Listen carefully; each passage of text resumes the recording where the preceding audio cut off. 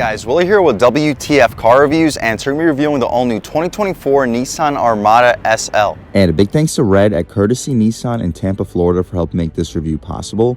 I'll leave a link to our inventory below, and if you're looking for a new car, SUV, or truck in the Tampa area, I would definitely recommend checking these guys out and ask for Red. And for those of you guys who don't know, the Armada has been Nissan's full-size three-row SUV since 2004. The second generation Armada that you see here was released in 2017, heavily facelifted for 2021, and for 2024, Nissan drops the base S trim level, leaving the 2024 Armada with three trims, ranging from the $55,000 base SV up to the $67,000 top-of-the-line Platinum. The SL that you see here has a base price of $59,000 for the two-wheel drive model. What else do we get for that money? Let's jump right in. So although this Armada is starting to show its age a little bit, it still has a really modern look when it comes to the front end styling. We had full LED headlamps and LED daytime running light with an LED fog light down below, V-Motion grille, updated Nissan badge, forward-facing camera helping us out with 360, and just an overall really premium look. The front end here really reminds me not only of its Infiniti sibling, but also the outgoing Lexus LX model. Let me know in the comment section what you guys think. I like that subtle color differentiation for the front bumper, all body color trim for the wheel area with subtle fender flares as well. Heat extractor up top. We get these 20-inch rims. I really like the dark silver theme with gunmetal gray inserts, the 6-lug pattern, updated Nissan center cap. The tires are Bridgestone Dueler HT all seasons, dimensions being 275/60 R20. So the 60 series sidewall should keep the ride quality nice and plush, and we'll see how the 275 wide tires put the power to the ground from this massive 5.6 liter V8 cranking out 400 horsepower, 413 pound-feet of torque. We get a body color mirror with an LED turn signal on it, additional camera to help us out with the 360, large mirror, blind spot monitoring on the glass, all black trim for the window trim with some chrome for the bottom portion with chrome outlining the roof up top. We get the roof racks too. I believe it's about a $400 option. We'll take a look at this window sticker in 1 second. I like the running boards. We get smart access for the driver and a front passenger. Same rear wheel and tire setup. The only difference is a smaller brake caliper. The gas cap is push to open. We do not get easy fill, and premium fuel is recommended for maximum performance. Out rear, we get full LED taillights, turn signals, and reverse lights, full rear parking sensing too. Tow hitch underneath this bumper cover. I believe the Armada is rated to tow up to 8,500 pounds. Armada logo underneath the updated Nissan badge. Rear wiper, LED third brake light up top, SL in the lower right corner. We mentioned the full rear parking sensing and our exhaust tip. Hopefully you can pick up the rear fully independent suspension down below, which should help us out with the ride quality tremendously. But speaking of the exhaust tip, let's fire up this massive monster 5.6 liter endurance V8, and hear how she sounds.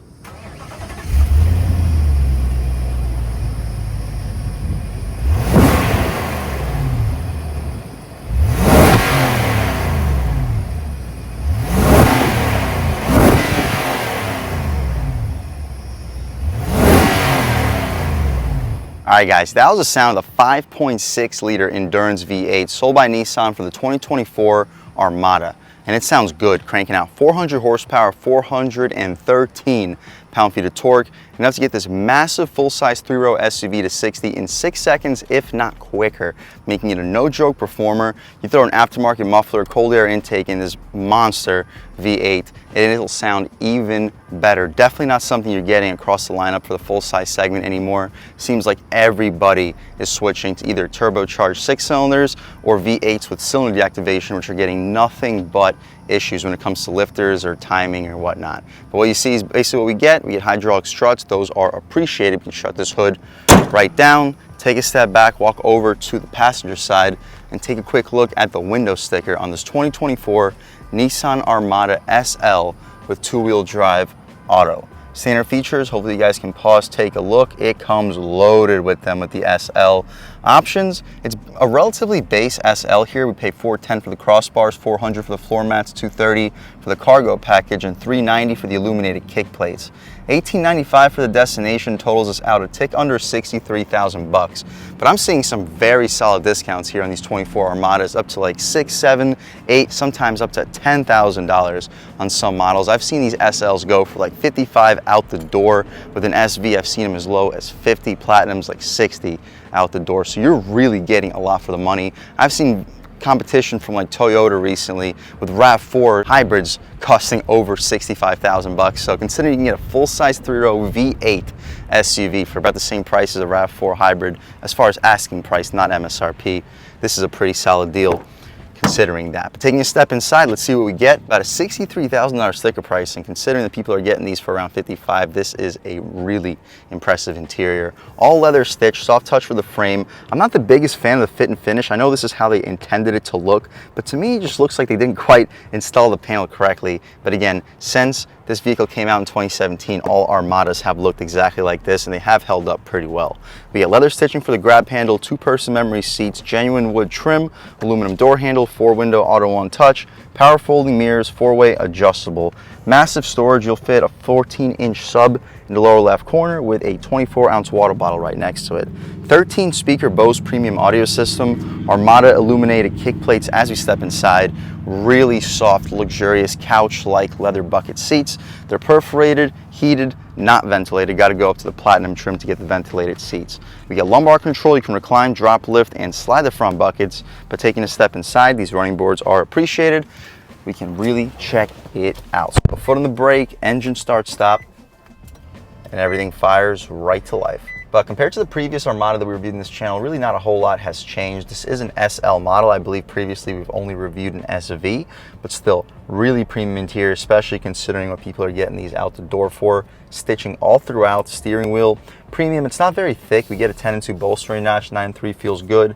3 spokes down below, and it is heavy. Still a hydraulic steering rack. I know a lot of you guys will like it. It's really nice that Nissan still offers an SUV like this, because it seems like I said, everybody's doing turbocharged, cylinder activation if they're keeping V8s, electric steering racks, hybrid this, hybrid that. No, Nissan hasn't done any of that. Have they kept up with the times? Not exactly, but as a result, you have one of the most reliable, coolest SUVs left out on the road today. Updated Nissan badge for the horn area. The horn, loud and aggressive. People will definitely be getting out of your way. We'll do a window check. It goes down really quickly. And we get dual panes, nice premium touch, super quick windows on the left side, volume and skip controls. Above it, we have our adjustments for the infotainment. Now we're looking at our home screen. You can see fuel economy, compass, music, auxiliary gauges, advanced safety features screen. You can see the rest of your advanced safety features that are on or off, tire pressure monitor, warning page, settings, and right back to where we started with the digital speedo. I'll leave it here. The tach goes to about 6,300 RPM. Speedometer goes to 140. Coolant temperature underneath the tach. Fuel level underneath the speedometer. We get a power tilt and telescoping steering wheel. That's a premium touch. Hopefully you get a good look at the pedals. To the left of the steering wheel, we have our 360 sense, heated steering wheel, power trunk release. You can turn the power trunk release on or off. Parking brake. The stocks have a very satisfying click. Auto headlamps, auto high beams, no auto rain sensing wipers. I would expect to see that at this price point, but it's not available here. We get our interior brightness with trip reset, more of that wood trim, all soft touch. For the dashboard, we get the new 12-inch touchscreen. We've had this since the 2021 facelift on the more premium trims. It comes with navigation. We can check out the map real quick. The map here has a very solid resolution to it, and as you zoom in, the display becomes more and more premium. You can see I'm gonna have a great time coming home from the dealership. Looks like traffic just about everywhere, but top-notch response. Definitely one of the better systems in the business. You can access the menu too, right back where we were before: info, audio, map, connections, and the overall settings. So you can check out our home screen, see everything that's available, pause, take a look with the weather, fuel prices, sports scores, so on and so forth. My personal favorite would be the map, so we'll leave it there. The backup camera, the gear selector, the controls are 7-speed auto transmission. Let's check out the backup camera. Unfortunately, we can't access the entire thing, but we still get a pretty decent resolution backup camera with guidance lines and trajectory, and an over-the-top 360. The different views, let's check them out. Little wheel and tire view with a just backup camera view as well. I'll probably leave it here. It's my personal favorite to leave it at. The manual shift controls are on the gear selector only. No paddle shifters wouldn't be expected for a vehicle in this segment. To upshift, you push up, downshift, you pull back. If we didn't mention, on the right side of the steering wheel, we have our voice commands, radar cruise control with the adjustments for it. Volume dial has pretty satisfying resistance to it. Seek, track, brightness, tune dial to the right, 2 air vents, dual zone automatic front climate control with a 3rd zone climate control out rear. Heated front seats, no ventilated seats. It would be nice to get ventilated seats here in this price point with all the adjustments with hard buttons down below. We get a wireless phone charging pad with a 12-volt right next to it. You can close this up to access some genuine wood trailer brake controller, USB-A and C port with an icon for the wireless phone charging pad. This is where your 4-wheel drive dial will be, but instead it's just snow mode, traction control you can disable with tow mode right next to it. I mentioned the gear selector, all leather stitch trim for where your knee will often hit. We get our dial if you don't want to get the touchscreen covered in fingerprints, and we can press this menu button and return right back where we were. Press the map button and return right back to the map. You can access a camera with a click of a button as well. This is our forward-facing camera, and that's what it was when we threw it into park, I guess, to see what's in front of us for a worst case scenario. But throwing right back to the map, that's my personal favorite screen to leave it at. 2 cup holders, you'll fit 24-ounce bottles, more wood for the lid. The armrest is gushy soft. We can open it up. Pretty spacious armrest with this felt-lined storage compartment. I'd expect you to fit a 12-pack with no problem, with our on and off switch for the AC outlet behind it. Put in the storage pocket right back, and it also opens up from the rear for the backseat passengers. Hopefully you pick that up on camera. The glove box, you get some soft touch up top with wood trim outlining it, some aluminum trim separating the glove box from the dashboard, and the glove box itself is decently spacious. Not the largest. I'd expect you to fit like 15-ish license plates in this front compartment. Probably not deep enough to fit any license plates in the back compartment, but you'll easily fit probably 2 pairs of shoes in here. You'll fit a pair in this back compartment and a pair up front if you're under a size 12. 3 garage home link settings on this auto dimming rear view mirror. It's not frameless. We can open up the sunroof shade. It's not a moonroof or panoramic or anything like that, but it's still nice to get the sunroof. The glass goes into the roof so it doesn't stick out like a sore thumb. See if it goes out any further. It does not. But towards the end of the front row, we can poke our way out of here. Beautiful day today in Tampa, Florida. Sunny and 90 degrees according to this 2024 Armada. So we'll get this glass shut right up. Sunglass holder too. The interior lights are LED, nice premium touch. The visors have this extender for the sun. The actual visor itself does not extend. But that's about it though, guys, for the front seat. We'll leave the shade open so when we hop out back, you guys can see how much light is brought into the cabin. But that's about it. Again, for the front seat, let's hop out back. See how much space is offered back here, as well as the overall quality of the material. So we get leather stitching up top with soft touch material for the frame, same finish for the trim piece, and a gushy soft armrest, auto one touch out rear, aluminum door handle, leather stitching for the grab handle, one of our 13 speakers for the Bose system. We get 2 on the door panel. You'll sideways fit 2 footlongs in this compartment with a 24-ounce water bottle in front of it.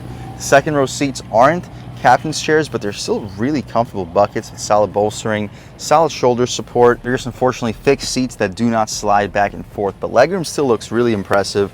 Running board will help the smaller passengers get in and out, and I still have about 8-9 inches of knee room at a little bit over 6 feet tall. Headroom, I still have like 3-4 inches. So if you're under 6'8", 6'9", you'll sit in the back of an Armada with no problem. That's why you go with a full-size SUV over something in the mid-size segment.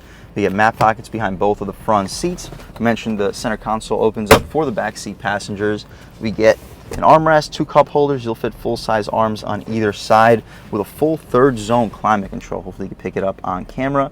No heated second row seats. Got to go up to platinum to get that, but really not a big deal. Air vents blowing directly into your face. Interior lights back here appear to be LED. 3rd row, let's hop out there. See how much space is offered back there. And the second row seat, although it doesn't slide forward, it does come all the way up, making it very easy to access that 3rd row. But doing exactly that, let's lift up this headrest so I can fit back here and bring the seat right back where we were. Lift it up. Pretty easy process even with one hand, but as you see, for a full-size 3-row SUV, since we can't adjust the 2nd row, this is probably one of the more limiting 3rd rows in the segment. We can, however, recline the 3rd row seat, which makes things a little bit more comfortable. Now I got like 4 inches of headroom. My knees are still touching the 2nd row, but I can sit back here for long trips. I'm not like super uncomfortable. No, I can't straighten my legs out. If I was in this vehicle and everybody here was shorter than me, I would certainly hope that somebody shorter would be in the 3rd row and I would either be in the 2nd or front row. Either way, we get an air vent back here. It's definitely comfortable enough for anybody under 6 feet tall. If you're over 6 feet tall, you'll definitely want somebody shorter sitting back here. It's definitely more spacious than most mid-size SUVs, but outside of the Sequoia, I believe this is smaller than just about all of the full-size SUVs. But as you just mentioned, it's still larger than a Sequoia, especially considering the new Sequoia's got that god-awful turbocharged power plant that I know outside of Toyota fanboys just nobody really seems to care for. But the trunk back here, let's see how much cargo space is back here with the third row up and down. You get a power opening liftgate, which opens up really slowly, giving you plenty of time to get out of the way and not have to worry about getting doofed in the head. We saw how the third row seats were reclined before. We can drop this headrest right down. Not the easiest process with one hand, but we figured it out. You can see exactly how much space is offered back here with the third row up, and the secret storage, to see how much we get. Not a whole lot. I'd expect you to fit maybe a small backpack back here with our fix-a-flat tire kit as well. We can drop this other third row seat down too. I wish there were power dropping seats, but considering the people are picking these up under $60K out the door, really can't complain. I'll leave a link right here to show you exactly how much space is back here with the third row up, third row down, and with the second row folded down. It is spacious. The step-in though is really high. I'm a little bit over 6 feet tall and my knees like a foot below the step-in, so I can't expect just about any pets to hop back here, especially if they're older or a little bit smaller. We do get tie downs. That should help you with kayaks or whatnot, anything poking out of the second row. And we get our 12 volt back here too for an electrically charging cooler with additional lighting as well. That could be helpful at night, and an additional set of speakers for a 13 speaker audio system. There are two buttons to drop the trunk. This left button drops the trunk, the right button drops the trunk and locks the SUV. We don't need a lock, so we'll press the left button and it gives you a second and takes a pretty sweet amount of time to fall down, so you really don't have to worry about getting doofed in the head if you got groceries. Overall though, guys, this is an impressive SUV considering the price point. MSRP, it's starting to creep up a little bit, but even at 62, 63K, this is a loaded SUV considering what you get, and considering that people are picking these up under 60K out the door, you definitely get a lot for the money. This reminds me a lot of the previous generation Lexus GX 460 or the LX 570, considering the power plant, considering the size, and the look looks top-notch premium. I'm really liking the silver metallic paint color. Performance-wise, being one of the last naturally aspirated, non-cylinder deactivated 5.6 liter monster V8s in the segment, let's take this 2024 Armada SL out for a drive and see what it's got. All right, guys, now we're just about seeing everything we need to see with the inside and outside of the all-new 2024 Nissan Armada SL. Let's take it out for a drive and see what it's got. My first impressions, although the steering is really heavy when you're not moving, once you go even like a mile or two per hour, the steering lightens up tremendously, and once you're actually cruising, it has a very good feel to it. But I can understand why some people don't really like the way it feels off the line, but I could also understand why a lot of people do like the way it feels off the line, and considering it's one of the last SUVs left that even has that available, there's definitely a solid market to it. And with these 60 series sidewall tires bump, it rides over it like nothing, boom. This is such a soft ride. This is miles ahead of anything from GM outside of like a top of the line Escalade. When it comes to ride quality, it is impressive. Brakes feel good. Throttle response, as you'll see, is really good. Over the bumps, about quarter throttle. Solid. Shifting at around 3,000 RPM. And on concrete pavement, it is so ridiculously quiet in here. You slow down a little bit, try one out off the line.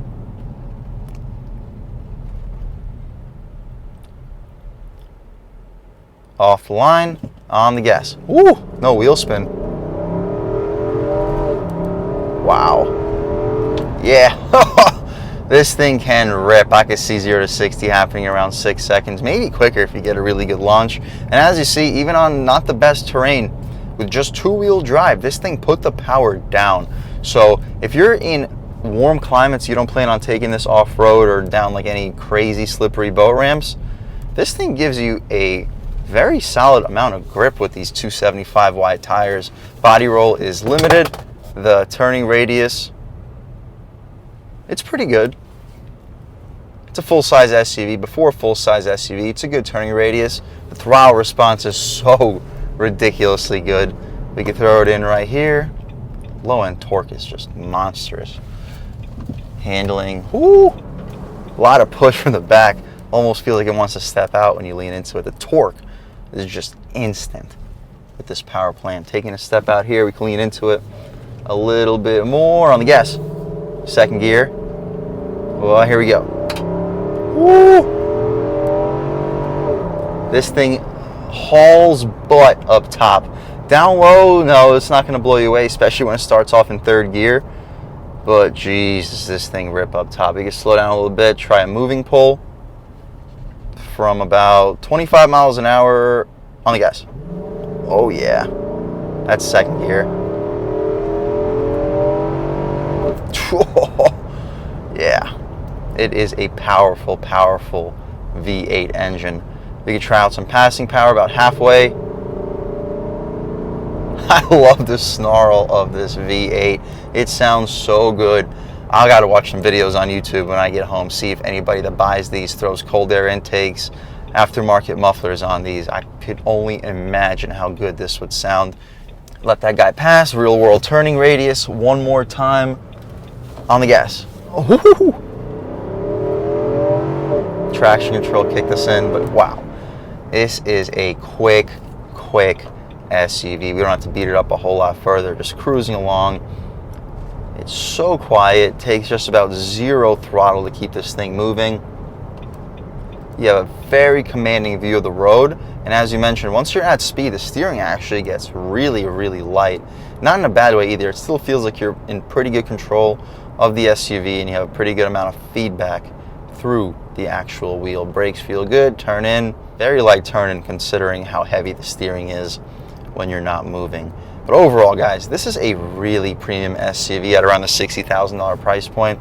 The materials are very good. I wouldn't call them top-notch materials by any means, but they're very good materials, competitive with competition from like Ford with their Expedition, Toyota with their Sequoia, and in certain cases, even GM with not only their Tahoe, but also their Yukon and lower-level Escalades. You're getting a lot for the money here. You're keeping the V8, no cylinder deactivation. Yes, you're not getting the best gas mileage. It's not the fastest SUV. Yes, some of the turbocharged 6-cylinder models will be a little bit quicker. Most of, if not all, of the competition will have lighter steering off the line. But regardless, this is still an awesome SUV, whether it's the quickest, whether it's the most efficient. It's also not the most premium when it comes to materials, but it is the last SUV that you can get with 3 rows, body on frame, V8 without cylinder deactivation, or any type of hybrid powertrain available. If that's what you're looking for, while still getting really high quality materials, booming audio system,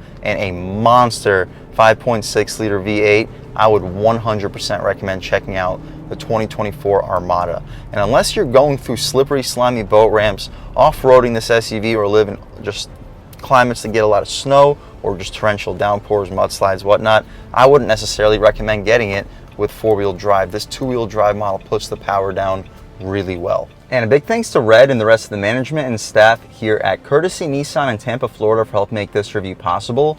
I'll leave a link to our inventory below, and if you're looking for a new car, SUV, or truck in the Tampa area, I would definitely recommend checking these guys out. And as for Red, and a huge thanks to all you guys for watching. I had a great time making this video. If you're new to the channel, please subscribe. If you've already subscribed, thank you guys so much. You know, the channel is just not possible without you, and I really appreciate the constant support. But again, if you haven't subscribed yet, please subscribe. Leave a like too. It really helps me out, the YouTube algorithm. That's how these videos get promoted to new people. Leave a comment. Let me know what you like. Let me know what you don't like. Leave a comment. Let me know if any specific cars, SUVs, or trucks you want to see reviewed on this channel, and I'll definitely try getting those videos for you ASAP. But other than that, again, thank you guys so much for watching, and I hope all of you have a great day.